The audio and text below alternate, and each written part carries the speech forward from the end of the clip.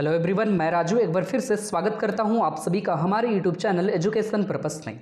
दोस्तों, आज के इस वीडियो पर आप देखने वाले हैं एमए हिस्ट्री सेमेस्टर 1 के पेपर 1 का वेरी इंपॉर्टेंट टॉपिक इतिहास के कारणों के सिद्धांत। जी हाँ, इसमें आप पढ़ेंगे कि इतिहास के जो कारण होते हैं उनको लिखने के लिए किन किन विषयों का चयन किया जाता है, मतलब किस आधार पर इतिहास के कारणों का वर्णन किया जाता है, उसी को कहा जाता है इतिहास के कारण के सिद्धांत।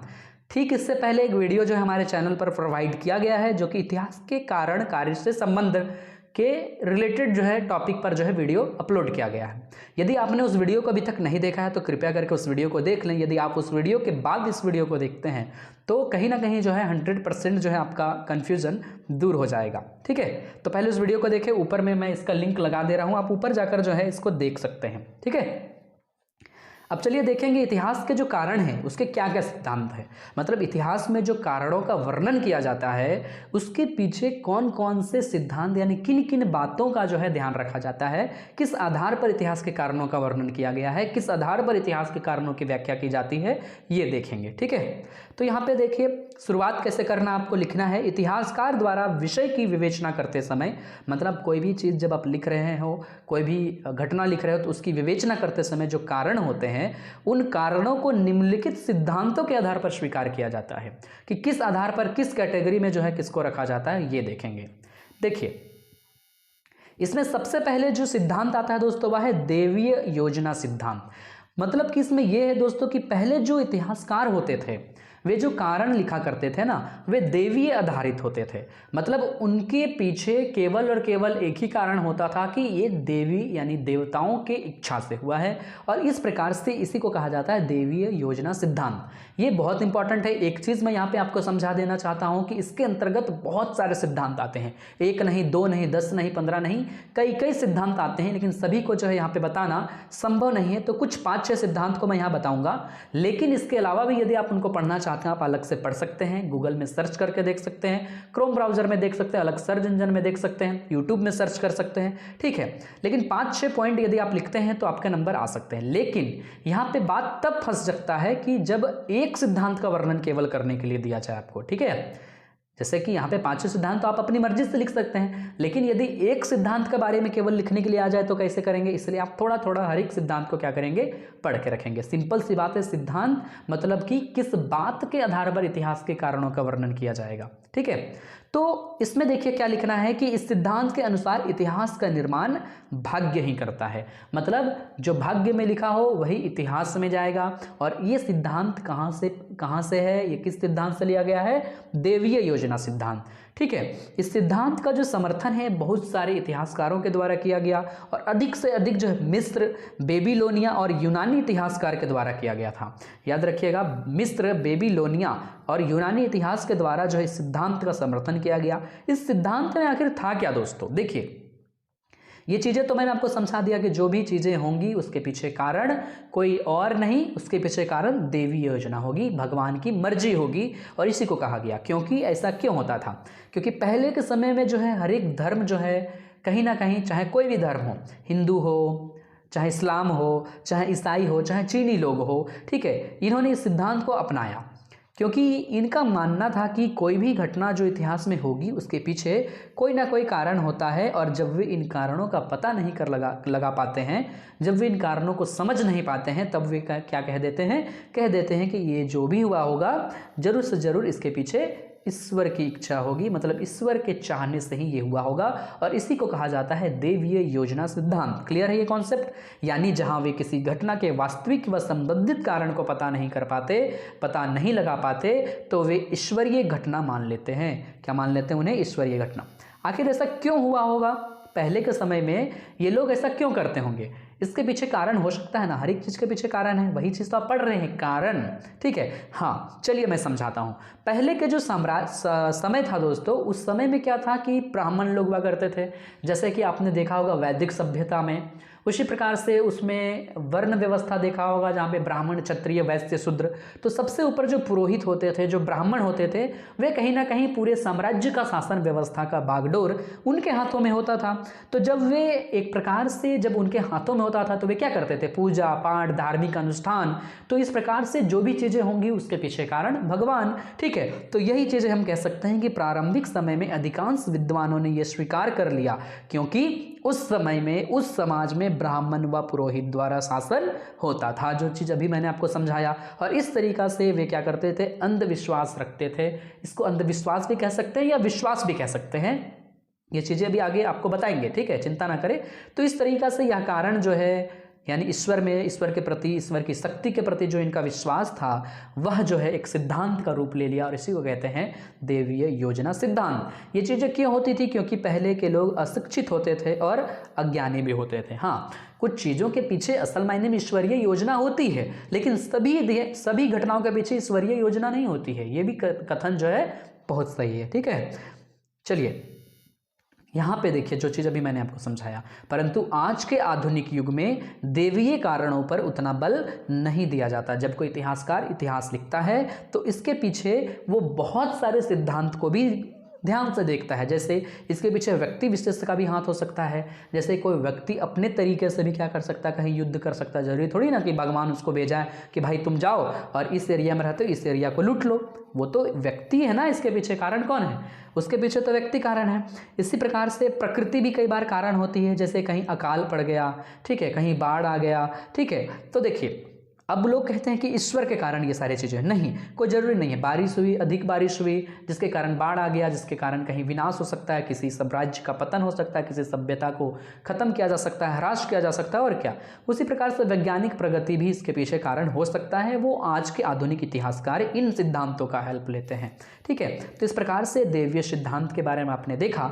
लेकिन यहाँ पे ये चीज़ भी कहना गलत नहीं होगा दोस्तों कि आज भी कई लोग ईश्वरीय, देवी शक्ति पर जो है क्या करते हैं, अपना विश्वास रखते हैं, और इसी विश्वास के कारण ये सिद्धांत आज भी अपना अस्तित्व कायम करके रखा है। कौन सा सिद्धांत, देवीय सिद्धांत। बार बार कह रहे हैं, सिद्धांत का मतलब कि इतिहास के जो कारण आप बताते हैं वे किस आधार पर बताते हैं। ठीक है, तो कारण जो है वो देवीय आधार पर बताते हैं तो वो देवीय सिद्धांत हो जाएगा।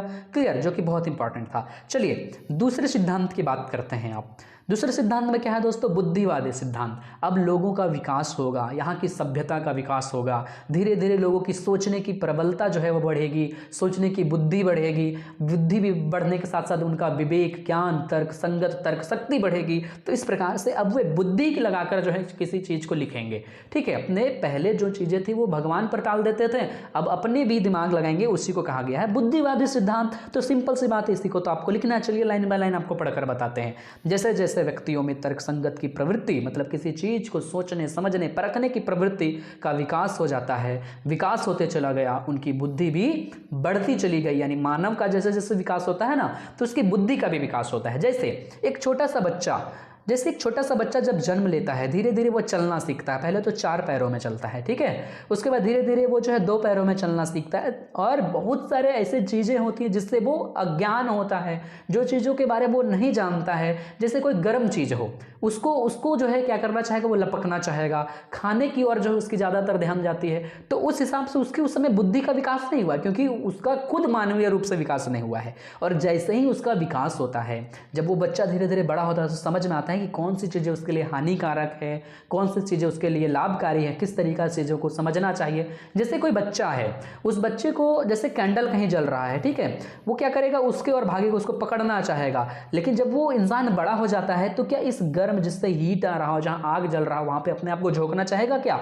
नहीं चाहेगा। तो इस प्रकार से हम एक उदाहरण और ले सकते हैं। जैसे एक लैंप जो है जलते रहता है ना, लैंप जो पहले हुआ करते थे जिसमें बाती जलती थी, ठीक है, तो यहाँ पे मेरे ड्राइंग पर ना जाएं आप, ठीक है। जब उसमें बाती जलती थी तो बच्चे लोग क्या करते थे, जब हम लोग बच्चे हुआ करते थे तो अधिकों को देखा है कि जब 4 पैर में बच्चा चलता है तो जाता है उधर और उसको क्या करना चाहता है, मुंह से लगाना चाहता है, ठीक, खाने का सोचता है। लेकिन वही चीज़ जब बड़ा हो जाता है, क्या उसको मुंह से लगाएगा, नहीं, क्योंकि उसको पता है कि जब मैं इसमें अपना मुंह को जो है जैसे ही इस हीट वाले चीज़ों पर सटाऊंगा तो इससे मैं जल सकता हूँ। इस तरीका से मानव का विकास होगा, उनकी बुद्धि का विकास होगा, सोचने की प्रवृत्ति में चेंज आएगी, देखने की नजरिए में चेंज आएगी, तो एक एक इतिहासकार क्या करेगा, इस तरीके से बुद्धि और विवेक के साथ जो इतिहास को अपने नजरिए से जब देखना शुरू करेगा तो अपने नजरिए से लिखना शुरू करेगा। जब अपने नजरिए से लिखना शुरू करेगा तो पीछे के जो योजनाएं हैं, जो देवीय योजना थी, उसको जो है ये स्वीकार नहीं करेगा। क्यों करेगा भाई? उसकी बुद्धि बढ़ चुकी है तो क्यों उस चीज को मानेगा? ठीक है, तो हम कह सकते हैं कि समय समय जैसे बीतते चले गए, लोग जो है देवी योजना को अस्वीकार करते चले गए और मानव के विकास के साथ साथ उसकी बुद्धि का भी विकास होता है, जैसे उसके सोचने का ढंग, रहन सहन की चीज़ें और चीज़ों को परखने की क्षमता, ये सारी चीज़ों का विकास भी होता है। इस प्रकार से यह सिद्धांत बुद्धिवादी का सिद्धांत, मतलब बुद्धि लगाकर बनाया गया सिद्धांत को ही बुद्धिवादी सिद्धांत कहते हैं। क्लियर है ये कॉन्सेप्ट? चलिए आगे देखते हैं। अब यहाँ पे देखेंगे राष्ट्रीय सिद्धांत। राष्ट्रीय सिद्धांत में अब राष्ट्रवादी विचारधारा को लाएंगे। जैसा आपको पता होगा 19वीं शताब्दी के प्रारंभ में, मतलब 1857 की क्रांति बोल लीजिए या 1855 का संथाल विद्रोह बोल लीजिए, या 19वीं शताब्दी कहने का मतलब क्या है दोस्तों? आपको पता है क्या? 19वीं शताब्दी मतलब 1801 से जो ईस्वी जो है चालू होती है। ठीक है, हर एक 100 ईयर में एक शताब्दी होता है, एक सदी होता है। तो इस तरीके से 1801 से 19वीं शताब्दी की शुरुआत होगी। तो जैसे जैसे ये चीजें चल रही थी, राष्ट्रवादी की भावना जो है लोगों के अंदर आ रही थी, राष्ट्रवादी विचारधारा उठी जा रही थी। अब यहाँ पे बात आता है राष्ट्रवादी भावना होता क्या है। देखिए, राष्ट्रवादी भावना होता अपने राष्ट्र के प्रति अच्छे सोच, अपने राष्ट्र को आगे ले जाने की सोच, अपने राष्ट्र के भलाई के लिए काम करना, अपने राष्ट्र की भलाई के लिए अपने दिमाग में विचार लाना। तो पहले हम क्या थे? अंग्रेजों के चंगुल में थे। जब लोगों के अंदर राष्ट्रवादी विचारधारा उत्पन्न हुआ तो अंग्रेजों के विरुद्ध इन लोगों ने युद्ध करना चालू किया। तो इस प्रकार से हमने देखा कि बहुत बार ऐसा भी हुआ है कि बहुत सारे शक्तिशाली देशों के द्वारा कमजोर राज्यों या कमजोर प्रांतों पर जो है क्या किया गया है? अधिकार जमा लिया गया है। तो जैसे जैसे राष्ट्रवादी भावना का विकास होगा, अब इस सिद्धांत के आधार पर भी इतिहास के कारण बदल जाएंगे। तो इस प्रकार से हम कह सकते हैं कि इतिहास के कारण के सिद्धांत में राष्ट्र सिद्धांत भी एक सिद्धांत में आता है, जहां राष्ट्रवादी विचारधारा के आधार पर कारण को जो है व्याख्या किया जाता है। मतलब इतिहास में जो कारण आप लिखते हैं ना या समझते हैं, जो इतिहासकार इतिहास लिखने के समय जो कारण को बताता है, उसमें राष्ट्रवादी भावना भी एक कारण है, जिस भावना के कारण बहुत सारी लड़ाइयां हुई, जिस भावना के कारण बहुत सारे युद्ध हुए, और इसी को कहा जाता है राष्ट्र सिद्धांत। क्लियर है इतना? चलिए आगे देखते हैं वैज्ञानिक सिद्धांत। आज के युग जो है दोस्तों वैज्ञानिक युग है, और हम लोग जो है एक यहाँ पे इतिहासकार का नाम याद रखेंगे, रैंक। ठीक है, रैंक या रैक करके कुछ नाम है, इसको मैंने टाइपिंग करने में शायद मिस्टेक किया है, इसको देख लेंगे। रैंक ही होता है दोस्तों, सॉरी रैंक ही होगा। ठीक है, ये कंफर्म है। रैंक के अनुसार क्या है दोस्तों? इतिहास के कारणों की व्याख्या वैज्ञानिक आधार पर शुरू की गई। ये वैज्ञानिक आधार पर जो है इतिहास के जो कारण हैं उसकी व्याख्या वैज्ञानिक आधार पर किसके अनुसार किया गया, किसके नेतृत्व में किया गया? तो रैंक के नेतृत्व में किया गया। ठीक है, चलिए यहाँ पर एक बहुत ही इंपॉर्टेंट सिद्धांत मैंने लिखा है, मार्क्सवादी सिद्धांत। ये बहुत इंपॉर्टेंट है और इससे रिलेटेड 8 नंबर के क्वेश्चन, 12 नंबर के क्वेश्चन, 5 नंबर के क्वेश्चन कई बार एग्जाम में आ चुके हैं। प्रीवियस ईयर के अगर क्वेश्चन आप उठाकर देखते हो तो आपको समझ में आएगा। और हमारे सिलेबस के सबसे लास्ट में ये पॉइंट आपको पढ़ना है। हालांकि आप यहाँ पे लिख सकते हैं, छोटा तरीका से मैं आपको बताता हूँ कि मार्क्सवादी सिद्धांत जो है क्या। मार्क्सवादी सिद्धांत का प्रतिपादन किसने किया, ये पहले याद रखेंगे। मार्क्सवादी सिद्धांत का प्रतिपादन करने वाले व्यक्ति का नाम कार्ल मार्क्स था। क्या था? Karl Marx. मार्क्सवादी से मार्क्स याद रखेंगे। चलिए, कार्ल याद नहीं हुआ, मार्क्स तो याद रख सकते हैं। तो इस सिद्धांत का प्रतिपादन मार्क्स के द्वारा किया गया, और इसमें जो है उन्होंने इतिहास के जो कारण हैं उसको बताया कि आर्थिक कारण के कारण ही कोई इतिहास रचती है, कोई इतिहास घटना बनती है, कोई युद्ध होता है। जैसे इन्होंने कहा कि आर्थिक कारण ही इतिहास की आधारशिला है। जो चीज़ें आपने अर्थशास्त्र के साथ जब इतिहास का संबंध देखा होगा तो उसमें भी पढ़ा होगा। ठीक है, सभी वीडियोस हमारे चैनल पर है, प्लेलिस्ट MA हिस्ट्री पेपर 1 में जाएंगे आप तो सभी वीडियोस आपको दिख जाएंगे। ठीक है, इनके अनुसार क्या था कि जितने भी युद्ध हुए, जितने भी घटनाएं हुई, उसके पीछे केवल और केवल एक कारण है, वह है आर्थिक कारण।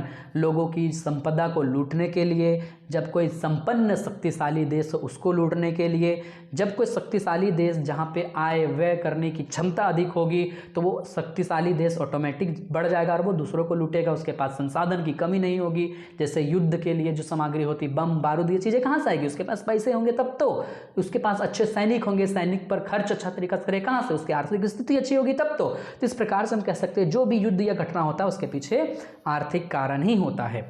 अगला यहाँ पे एक नेक्स्ट सिद्धांत जो लास्ट में मैंने आपको यहाँ पे बताया है कि विवेक का सिद्धांत। विवेक मतलब क्या होता है दोस्तों? अपनी सोच, अपनी समझ। तो इतिहासकार जो है जब कारण की व्याख्या करते हैं तो उसमें ये सिद्धांत भी बहुत इंपॉर्टेंट रोल निभाता है। आपको पता है क्या कि जब वो चीज़ों को देखते हैं, समझते हैं, तो अपना दिमाग भी लगाते हैं कि क्या करें कि हम इसको लिखें, क्या कारण है कि इसको लिखना चाहिए, क्या कारण है कि इसको नहीं लिखना चाहिए। ठीक है, तो इस तरीका से हम कह सकते हैं कि विवेक का सिद्धांत भी इतिहास लिखने में क्या करता है? मदद करता है।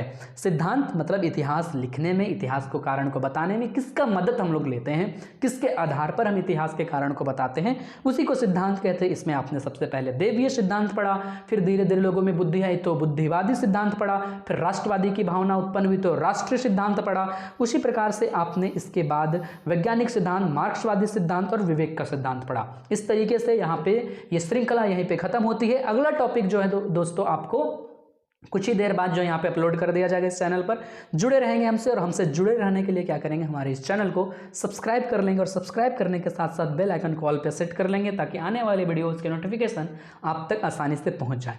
साथ ही दोस्तों एक काम और भी कर सकते हैं, आप इस वीडियो को अपने दोस्तों में शेयर कर सकते हैं। चलिए मिलते हैं आगे के वीडियो में, तब तक के लिए बाय, अपना ख्याल रखिएगा। Thank you so much.